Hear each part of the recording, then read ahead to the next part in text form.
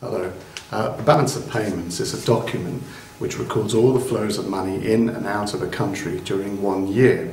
And thanks to the balance of payments, we can see whether more money is flowing into a country or more money is flowing out of a country, and it gives us an indication of the competitiveness of that country.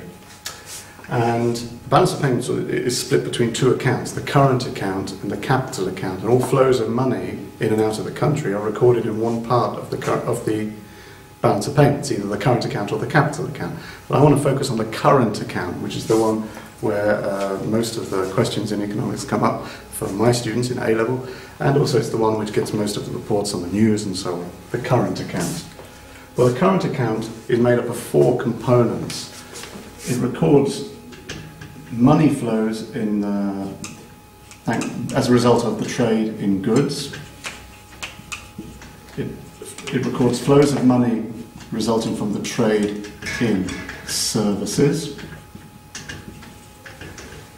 It records flows of money for profit and income. Now, this is money which, I'm talking always from a British point of view here, so I'm looking at the balance of payments of Britain. This will be money coming back into Britain from British firms operating and making profit around the world, but it will also record flows of profit from non-British companies working in Britain, sending their profits out of Britain back to their mother country.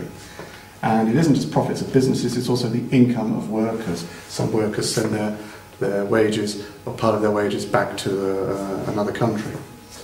And finally, a smaller item on here, current transfers, which is flows of money resulting from, not from trade, but just little odds and ends really, things like payment of the EU fees and money being received from the EU, which show up here on the British balance of payments. I don't mean EU businesses doing trade, I mean the EU, the European Union. Well, each of these parts, components of the current account will have a positive and a minus number, positive and a negative number. Let's imagine we're dealing, and I'm going to make these numbers up, and I'm going to keep the numbers simple to work with just for the purpose of our example. Let's imagine we're measuring this in millions of pounds, and the trade in goods will have both a positive number, which represents money Britain has earned, money we earn from selling exports of goods like Scotch whisky, bottles of Scotch whisky, leaving Britain and going all over the world, money coming back. So this would have an inflow. Let's say the inflow of all the trading goods is 500 million. But there'll also be an outflow as we buy goods and we spend British money in foreign economies as we buy goods. And that's perhaps bigger, let's say that's 1,300. Same thing for the trade in services. There'll be an inflow as we sell services. Let's say that that's 600. But there's an outflow as we buy services. Let's imagine that that's 400. Profit and income.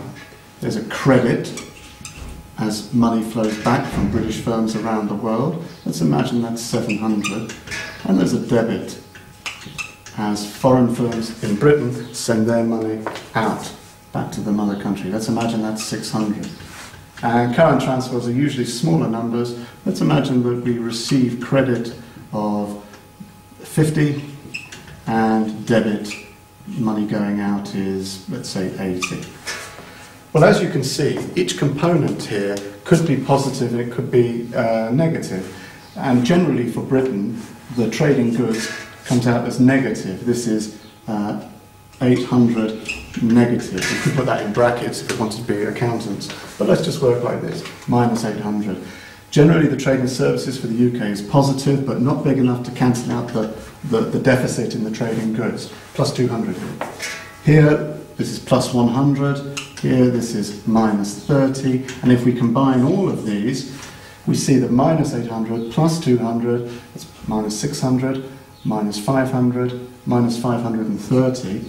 That would indicate, again I'm making the numbers up completely, but that would indicate that more money is flowing out of the UK than is flowing in. It would be a current account deficit. And indeed, the UK does have a current account deficit at the moment, and that's generally considered to be bad news because it implies that we're not competitive, and it implies that we must be borrowing money to finance our overspending. And now indeed, the other account, the capital account, must have a final line of plus 530. This is the balance of the balance of payments. The current account and the capital account cancel each other out. So the capital account, the other account, which records flows of money to do with saving and investment and borrowing, would show plus 530 flowing into the UK because we're borrowing money to finance our overspending. We usually measure current account deficits in terms of percentage of GDP of the country, and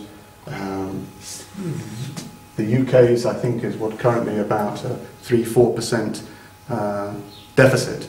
That's overspending, 3 or 4% of the British GDP, whereas Japan has a surplus, America has a deficit, although it's reduced slightly, it's still pretty big, I think 5-6%, and Greece, where I am living, has a deficit of something like 9, 10, 11%, so a very big deficit. So it's possible that elements of the current account are in surplus while the overall current account is in deficit. Sometimes we talk about the trading goods as visibles. Sometimes we talk about these as invisibles. Sometimes we talk about the position of goods and services only, and whether that's in deficit or in surplus. But this is the structure, broadly this is the structure of the balance of payments current account. Okay, thank you.